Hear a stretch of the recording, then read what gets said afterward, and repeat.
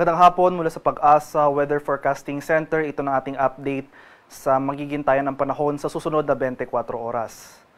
Kanina alas 3 ng hapon, huling namataan itong sentro ni Tropical Storm Pabuk na dating ang si Bagyong Romina sa layong 165 kilometers kanluran ng Kalayaan Islands. So malayo na ito sa ating kalupaan at wala na tayong inaasang direktang epekto nito sa anumang bahagi ng ating bansa. Samantala, makikita natin dito sa ating latest satellite images itong mga makakapal na kaulapan sa silangang bahagi ng ating bansa, particular dito sa Southern Luzon at ilang bahagi ng Eastern Visayas ay ang patuloy na epekto ng shear line o yung salubungan ng mainit at malamig na hangin. Kaya mataas sa tsansa ng pag-ulan pa rin ating inaasahan dito sa ilang bahagi ng Eastern Visayas, sa Kabikulan, pati na rin dito sa Calabarzon, buong Mimaropa, pati na rin sa ilang areas ng Western Visayas sa mga lalawigan ng Aklan at sa Capiz.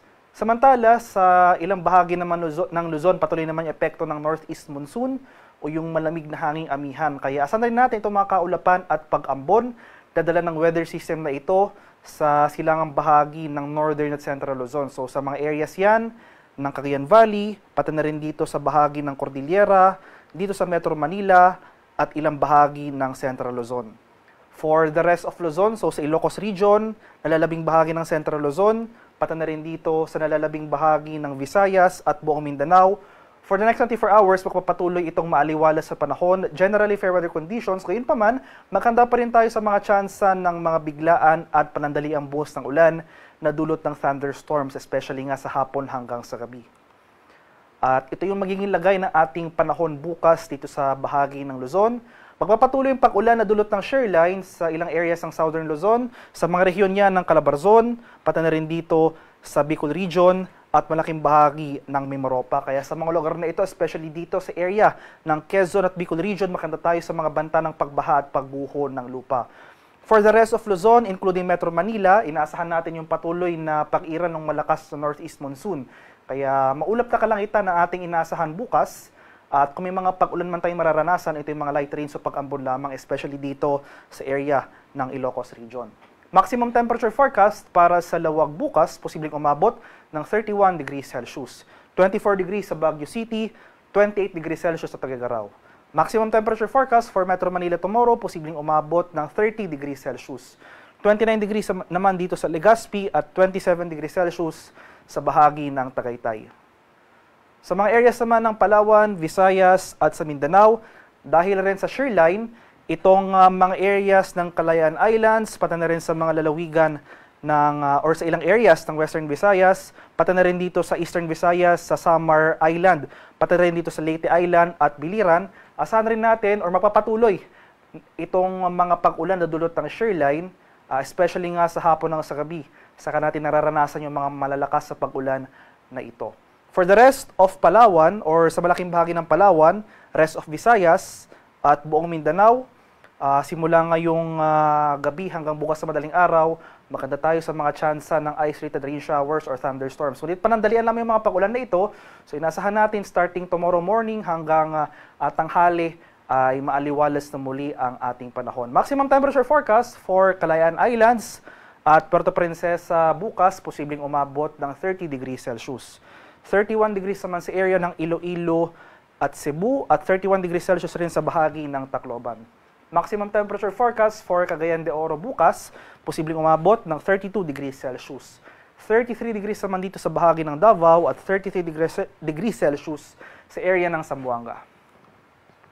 At ito yung ating latest weather advisory na issued as of 5 p.m. today. So inasahan natin itong heavy to intense rains na dulot ng shear line. So ito yung mga lugar shaded ng orange dito sa mga lalawigan yan ng Camarines Sur, Albay, Sorsogon at Catanduanes. Moderate to heavy naman sa mga areas shaded ng yellow sa mga lalawigan ng Quezon, Camarines Norte, Marinduque, Romblon, Masbate, Samar, Eastern Samar, Biliran, Leyte, Aklan at sa Capiz. Kaya itong mga lugar na makakaranas ng heavy to intense rains, inuulit ko po sa mga lalawigan ng Camarines Sur, Catanduanes, Albay, Sorsogon at Northern Samar, maghanda tayo sa mga banta ng pagbaha at pagguho ng lupa dahil ito nga yung mga lugar na pinakamaapektuhan ng mga pag-ulan na dulot ng shear line. So yung time period po natin, simula ngayong hapon hanggang bukas ng hapon. Pagsapit naman tomorrow afternoon hanggang Wednesday afternoon, magpapatuloy yung heavy to intense rain sa dulot ng shoreline. So mapapansin po natin, bahagyang tataas yung mga pag-ulan na dulot ng shoreline. So ang dahilan po nito kung bakit tumaas yung mga, or kumbaga may northward shift ng mga pag-ulan na dulot ng shoreline, ay tumaas yung axis ng weather system na ito. So inaasahan pa rin natin itong heavy to intense rain sa ilang bahagi ng Bicol Region, sa mga lalawigan ng Camarines Sur, Catanduanes, Camarines Norte. Lalakas na rin yung mga pag-ulan dito sa Quezon, at heavy to intense rains ang ating inaasahan dito sa lalawigan ng Aurora. Moderate to heavy rains, muli ito yung mga lugar na shaded ng yellow sa mga lalawigan ng Isabela, sa Oriental Mindoro, Marinduque, Romblon, Albay, Sorsogon, Masbate, Northern Samar, at Eastern Samar. Pagsapit naman ng Wednesday afternoon to Thursday afternoon, inasan pa rin natin ang patuloy na pag-angat nitong shoreline, yung mga pag-ulan na dulot ng shoreline. So, ilang bahagi na rin ng Cagayan Valley or itong northern portion ng Cagayan Valley makaranas sa mga pag-ulan na dulot ng weather system na ito. So, heavy to intense rains, areas shaded ng orange sa mga lalawigan ng Aurora, dito sa Quezon. At inasan natin itong moderate to heavy rains, itong mga areas shaded ng yellow sa mga lalawigan ng Cagayan, including Babuyan Islands, Isabela, Nueva Ecija, Bulacan, Rizal, dito sa bahagi ng Camarines Norte, Camarines Sur, Catanduanes, Albay, Sorsogon, sa lalawigan ng Marinduque, Romblon, Masbate at Northern Samar. Kaya inuulit ko po, itong mga lugar na nabanggit ko for the past, sa mga susunod na 3 araw, lalong-lalo na itong mga lugar na makakaranas ng heavy to intense rains. Maghanda po tayo sa mga banta ng pagbaha at pagguho ng lupa dahil inaasahan natin itong mga malalakas at tuloy-tuloy na buhos ng ulan na dulot ng shoreline for the next 3 days. Kaya umantabi tayo sa mga posibleng heavy rainfall warnings o yung mga rainfall advisories na ini-issue ng ating mga kasamahan sa Pag-asa Regional Center sa ating mga lokalidad.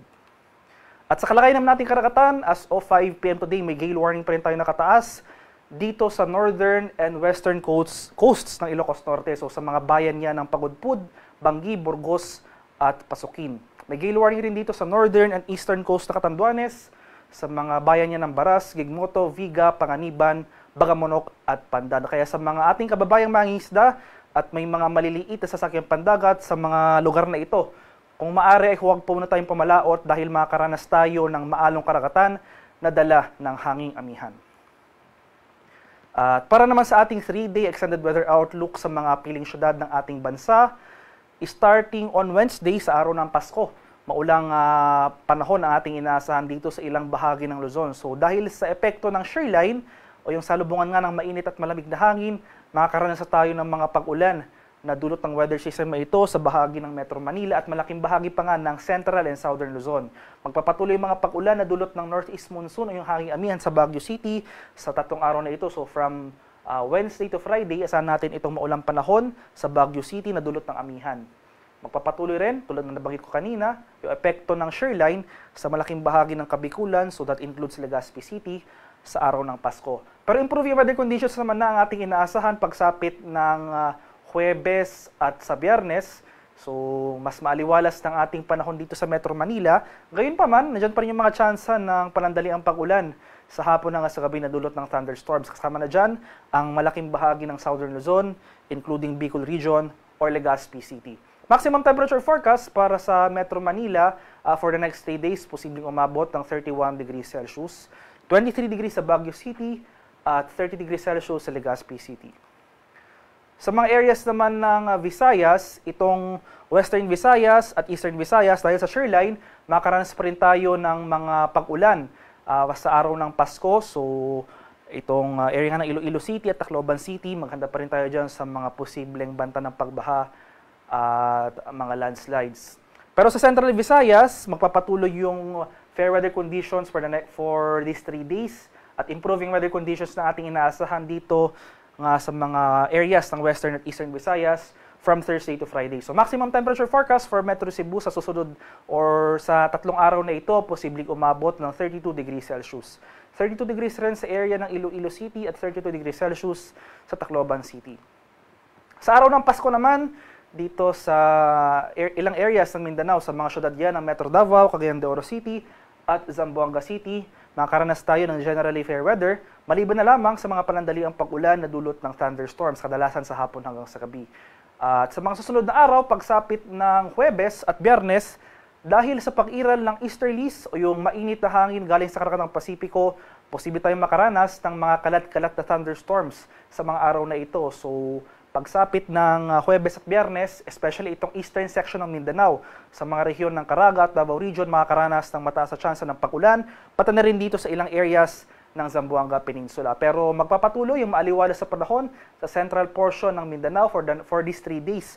So itong area ng Cagayan de Oro City, generally fair weather ang ating inaasahan, magdala pa rin tayo ng pananggalang sa ulan na dulot ng thunderstorms. Ang haring araw dito sa Kamaynilaan ay lulubog mamayang 5:33 ng umaga at sisikat naman bukas sa ganap na 6:17 ng umaga. At para sa karagdagang impormasyon tungkol sa ulat panahon,